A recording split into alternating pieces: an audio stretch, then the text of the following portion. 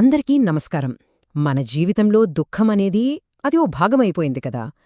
కాని అసల దుఃఖమే లేకుండా బ్రతకడం సాధ్యమేనా? అసలలా జీవించొచ్చా? చాలా పెద్ద ప్రశ్నే ఇది. సరే, ఈ ప్రశ్నకు వేదాంత జ్ఞానం ఏం చెబుతోందో గెలిన్ ఈ విశ్లేషణలో కాస్త లోతుగా చూద్దాం. ఈ ప్రశ్న వినడానికే కొంచెం ఆశ్చర్యంగా, చిత్రంగా ఉంటుంది. ఏంటి, కష్టాలు సుఖాలు లేకుండా జీవితముంటుందా?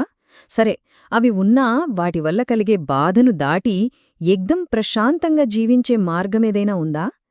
ఇది దాదాపు అసాధ్యమనిపిస్తుంది. కాని ఒక ప్రాచీన తత్వం మాత్రం దీనికి చాలా ఆసక్తికరమైన సమాధానమిస్తుంది. మన బాధలకు అసలు కారణం బయటి పరిస్థితిలా, లేక మన లోపల ఎక్కడైనా ఉందా? బహుశా అసలు సమస్యంతా మన ఆలోచనా విధానంలో, మనం ప్రపంచాన్ని చూసే దృష్టిలోనే ఉందేమోనని ఈ తత్వం సూచిస్తోందనమాట. ఆ మూలమేంటో ఇప్పుడు చూద్దాం. ఇప్పుడు ఈ విషయాన్ని సరిగ్గా అర్థం చేసుకోవాలంటే వేదాంతం ప్రకారం భగవంతుడికి, ఈ సృష్టికి మనకు మధ్య ఉన్న సంబంధమేంటో తెలుసుకోవాలి. ఎందుకంటే ఈ సంబంధంపై మనకున్న అవగాహనే మన అనుభవాలన్నింటికీ ఆధారం. వేదాంతం చెప్పే అత్యంత ప్రాథమికమైన సత్యం ఇదే: ఏకమేవ అద్వితీయం. అంటే ఏంటి? సింపుల్గా చెప్పాలంటే ఉన్నదంతా ఒకే ఒక్క దైవిక వాస్తవికత, రెండవది అంటూ ఇంకేదీ లేదు.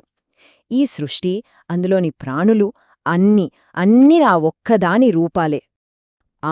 ఇక్కడే వస్తుందసలు చిక్కంతా. చూడండి, వేదాంత సత్యమేమో అంతా ఒకటే, రెండనేదే లేదు అంటోంది. కాని మన అనుభవం, మన రోజువారీ జీవితం అలా ఉండదు కదా. మనం దేవుడు వేరు, ఈ ప్రపంచం వేరు, నేను వేరు, ఇలా ప్రతిదాన్ని విడివిడిగానే చూస్తాం. సరిగ్గా ఈ భేదభావం, ఈ వేరుగా చూసే దృష్టియే అదే అన్ని సమస్యలకు మూలమనమాట. ఈ కాన్సెప్ట్ కొంచెం సంక్లిష్టంగా అనిపించొచ్చు. అందుకే దీన్ని ఒక చాలా సింపుల్ ఉదాహరణతో అర్థం చేసుకునే ప్రయత్నం చేద్దాం. ఇది మన పాత్రను చాలా స్పష్టంగా వివరిస్తుంది. ఇది చాలా సులువైన ప్రశ్న కదూ. ఒక కారు, దాని నడిపే డ్రైవర్ మధ్య ఎలాంటి సంబంధముంటుందో ఒక్కసారి ఆలోచించండి. ఈ చిన్న ఉదాహరణతో మన జీవితానికి సంబంధించిన చాలా లోతైన సత్యాన్ని తెలుసుకోవచ్చు. కారు ఎప్పుడైనా నేను ఇవాళ ఆ ఊరికి వెళ్తాను అని చెబుతుందా? చెప్పదు. ఎందుకంటే అది కేవలం ఒక పరికరం. డ్రైవర్ ఇష్టానికనుగుణంగా ఎటువంటి ప్రతిఘటన లేకుండా ప్రయాణిస్తుంది. దానికి సొంతంగా ఇష్టాలు, అయిష్టాలు ఉండవు. ఇప్పుడు ఇదే పోలికను మన జీవితానికి అన్వయించుకుందాం. ఈ శరీరం కూడా ఒక వాహనం లాంటిదే, ఒక పరికరం లాంటిది. దాన్ని నడిపేది దైవశక్తి. మనం పొరపాటున ఈ శరీరమే నేను అనుకుంటాం. కాని నిజానికి మనం ఆ దైవిక శక్తి చేతిలో ఒక సాధనం మాత్రమే. అంతా బానే ఉంది. మరసలు సమస్య ఎక్కడ మొదలవుతుంది? ఎక్కడ సంఘర్షణ వస్తుంది? ఆ సమస్య ఆ పరికరం యొక్క దృక్పథంలోనే ఉంది. ఒక్కసారి ఊహించుకోండి, డ్రైవర్ స్టీరింగ్ని కుడివైపుకు తిప్పుతుంటే కారు లేదు, నేను ఎడమవైపే వెళ్తాను అని మొండికేస్తే ఎంత గందరగోళమవుతుంది. సరిగ్గా అలాగే భగవంతుని సంకల్పానికి వ్యతిరేకంగా మన మనసు, మన శరీరం ప్రవర్తించినప్పుడు సమస్యలు మొదలవుతాయి. ఈ సమస్యలన్నింటికీ మూలం ఈ నేను అనే భావనే. ఇదే మన అహంకారం. నాకు ఇది కావాలి, నాకు అది వద్దు, నా ఇష్టాలు, నా ప్రణాళికలు అని మనం అనుకున్నప్పుడు జీవితం యొక్క సహజ ప్రవాహానికి అడ్డుకట్టవేస్తాం. ఈ ఘర్షణే మన బాధలకు అసలైన కారణం.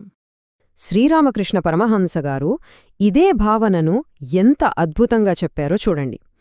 ఈ దైవిక నాటకంలో మన పాత్ర కేవలం నిమిత్త మాత్రమేనని, మనం ఆయన చేతిలోని పరికరాలం మాత్రమేనని ఆయన మాటలు మనకు స్పష్టం చేస్తాయి. సరే, సమస్య తెలిసింది, కారణం తెలిసింది, మరి పరిష్కారమేంటి? ఈ అవగాహనతో దుఃఖంలేని జీవితాన్ని ఎలా నిర్మించుకోవాలో చూద్దాం. ఈ సృష్టి మొత్తం, ఇందులో ఉన్న జీవులన్నీ, అన్నీ ఆ భగవంతుని క్రీడలో భాగమే. మనం కూడా ఆ క్రీడలో ఒక పాత్రధారులమే. ఈ భావనతో ఆయన చేతిలో ఒక ఇష్టపూర్వకమైన పరికరంగా ఉండటమే అసలైన పరిష్కారం. ఇది ఒక 3 దశల మార్గం. మొదటిది భావన, అంటే మన దృక్పథాన్ని మార్చుకోవడం, నేను ఒక పరికరాన్ని అని గ్రహించడం. రెండవది అంగీకారం, జీవితంలో ఏది జరిగినా, మంచి చెడు ఏదైనా అది ఆ దైవలీలలో భాగమని స్వీకరించడం. ఇక దీని అంతిమ ఫలితమే దుఃఖానికి ఏమాత్రం తావులేని ప్రశాంతమైన జీవితం. చివరిగా ఒక ప్రశ్నతో ఈ విశ్లేషణను ముగిద్దాం. ఆలోచించండి, మన జీవితమనే ఈ వాహనానికి నిజమైన యజమాని ఎవరు? మనం ఎదురుతిరిగే మొండి వాహనంగా ఉంటున్నామా, లేక సంపూర్ణ సమర్పణ భావంతో నడిచే ఒక పరికరంగా ఉంటున్నామా?